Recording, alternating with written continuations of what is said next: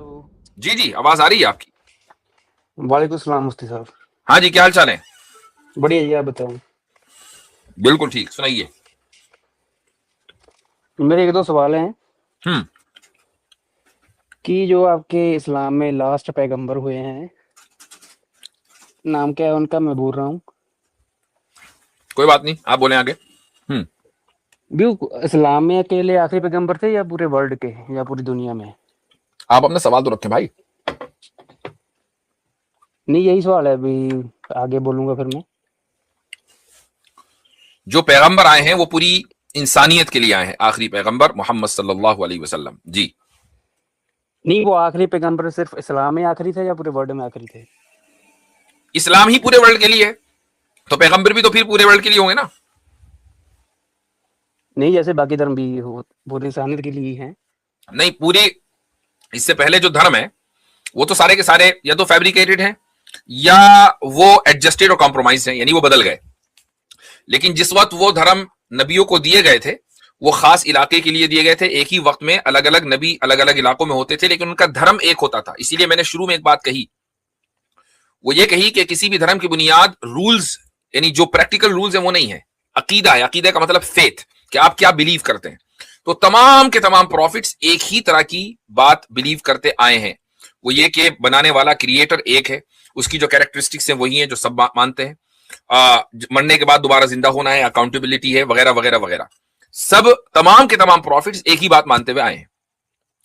आप चूंकि सरदार यानी जी कि मुझे बताएं कि क्या गुरु नानक जी ने इसके अलावा कोई बात की है? गुरु नानक जी के नहीं, यही नजदीक कितने खुदा थे?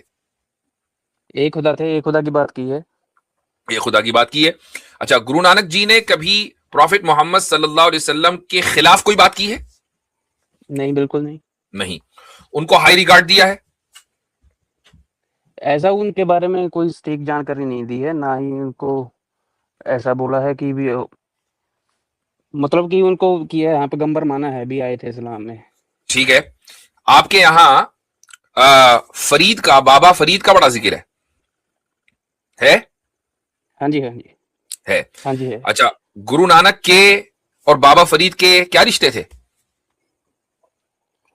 रिश्ते उनके, जो बाबा फरीद की जो गुरबानी है वो गुरु ग्रंथ साहिब में दर्ज हैं। जी हाँ, बाबा फरीद के, जो यही वजह है आप कलियर का नाम सुना है आपने? जी नहीं। कलियर का नाम नहीं सुना आपने? रुड़की के करीब है, रुड़की का तो नाम सुना होगा। रुड़की, जी हाँ, सुना है ऐसे। जी। रुड़की में एक छोटा सा टाउन है, उसको कलियर बोलते हैं। वहां पे एक मजार है, एक बुजुर्ग वहां मदफून है, उनको बोलते हैं साबिर कलियरी। तो साबिर कलियरी जो है वो बाबा फरीद के रिश्तेदार हैं, ठीक है। जी। और इसी वजह से जो सिख भाई हैं वो वहां खूब जाते हैं। तो बाबा फरीद का और इसी तरीके से गुरु नानक का बड़ा करीबी रिश्ता इस मामले में रहा है कि गुरु नानक ने बाबा फरीद की बहुत सी चीजें अपनी जो ग्रंथ है उसमें जिक्र की है। अच्छा, बाबा फरीद कौन थे? वो एक भक्त थे, संत।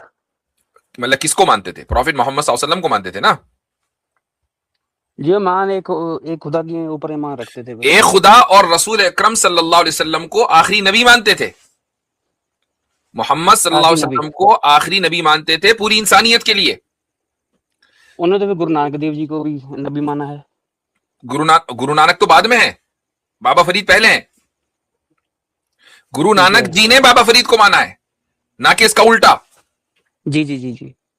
तो अब अगर बाबा फरीद ने मोहम्मद सल्लल्लाहु अलैहि वसल्लम को अल्लाह का आखिरी नबी माना पूरी इंसानियत के लिए, और गुरु नानक जी ने बाबा फरीद को माना और बाबा फरीद की बात को माना, उनकी बात को अपनी ग्रंथ में ले लिया, तो या तो बाबा फरीद गलत है और गुरु नानक ने उनको गलत जानते हुए उनकी बात अपनी ग्रंथ में लिख दी, या वो सही है और उनको सही मानते हुए, सही जानते हुए गुरु नानक जी ने अपनी ग्रंथ में वो बात लिख दी बाबा फरीद की। दो में से एक ही पॉसिबिलिटी है, या तो वो गलत है या वो सही है। और आपके नजदीक गुरु नानक जी बिल्कुल ठीक है, तो फिर बाबा फरीद भी ठीक होंगे। और बाबा फरीद जी मोहम्मद बिल्कुल। सल्लल्लाहु अलैहि वसल्लम को अल्लाह का आखिरी रसूल मान रहे हैं, तो आप क्यों नहीं मानते भाई? क्योंकि उनके जो हमारे सिखिज्म में 10 गुरु हुए हैं, हम्म। उन्होंने भी ऐसे ही काम किए हैं जैसे पैगंबर करते हैं। नहीं, लोगों बात का उद्धार किया, एक गॉड से जुड़ा, इस मूर्ति तरह पूजा तो का खंडन इस तरह किया। तो फिर बहुत सारे लोगों ने, मैं ये नहीं कह रहा हूं कि सिखों में जो गुरु हैं उन्होंने कोई कम दर्जे के काम किए हैं, इंसानियत के लिए बहुत आला काम किए होंगे। मुझे सिखिज्म की मुकम्मल हिस्ट्री और एक गुरु की हिस्ट्री नहीं पता है, लेकिन महज इंसानियत के लिए काम करने से आप प्रॉफिट नहीं बन जाते।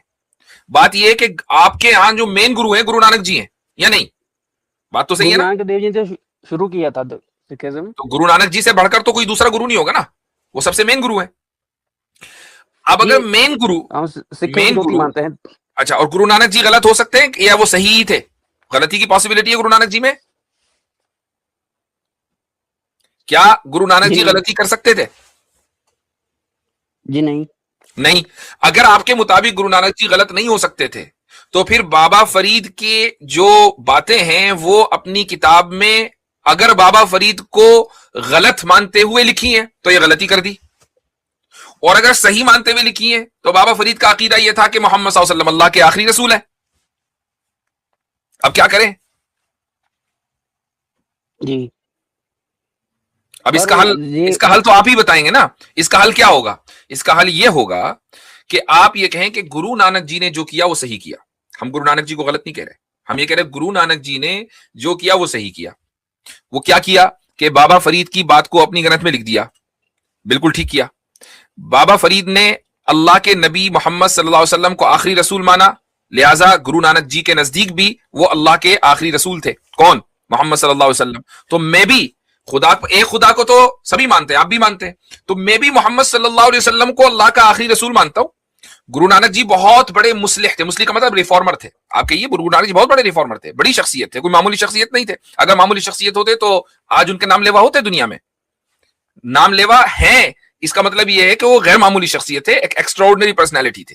आप इस तरीके से माने, क्या मसला है इसमें? उनके जो मिरेकल्स होते हैं वो बहुत आला होते हैं, जैसे कि हाँ जी, काम कोई पैगंबर ही कर सकता है जिसको खुदा ने भेजा हुआ हो। तो असल बात यह है कि आप इस मसले को नेक्स्ट टाइम हल करें सोचकर कि गुरु नानक जी ने बाबा फरीद की बात मान के सही किया या गलत किया। इस सवाल का जवाब आप ढूंढें बस। नहीं, सही किया है, इसका जवाब उन्हें दे दिया, बस जरूरत ही नहीं है। बाकी फिर मसला खुद ब खुद सीधा है, एकदम स्ट्रेट फॉरवर्ड है, फिर तो मसले खुद ब खुद हल हो जाते हैं।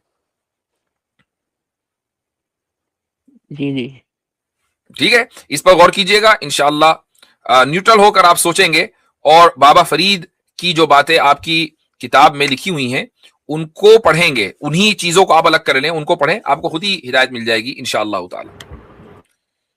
अच्छा सरदार जी, अगर आपको मौका मिले तो आप कभी जाइएगा फरीदकोट, जहाँ पे बाबा फरीद का वो है, एक मज़ार भी है वहाँ पे, तो वहाँ पे आप जाएंगे तो देखेंगे कि वहाँ पे जो उनका सिलसिला था बाबा फरीद का, तो उनके सिलसिले में जब गुरु नानक देव जी के टाइम पीरियड में जो गद्दी नसीन थे वहाँ पे, यानी कि बाबा फरीद के सिलसिले में जो गद्दी नसीन थे उनका साथ गुरु नानक देव जी का नाम लिखा हुआ है जी। तो आप जाइएगा वहाँ कभी, देखिएगा फरीदकोट में, पंजाब के सूबे में। जी जी, चलिए ठीक है, चलें जी, जी शुक्रिया। हमारे साथ हैं। मैं आप सभी हजरात से ये गुजारिश करूंगा कि इस वीडियो को अपने जितने भी ग्रुप्स हैं उसमें शेयर करें। इसी तरीके से अगर आप लाइक करेंगे तो उससे ये होगा कि जो यूट्यूब एल्गोरिदम है तो आपके जो फॉलोवर्स हैं या जो आपसे लोग जुड़े हुए हैं उन तक ये वीडियो पहुंचेगी। ये जरूरी है कि इस्लाम का जो पैगाम है मुसलमान नहीं पहुंचाएंगे तो फिर कौन पहुंचाएगा? हमारा काम है यहाँ आकर गुफ्तगू करना, आपका काम है इस गुफ्तगू को आगे पहुंचाना।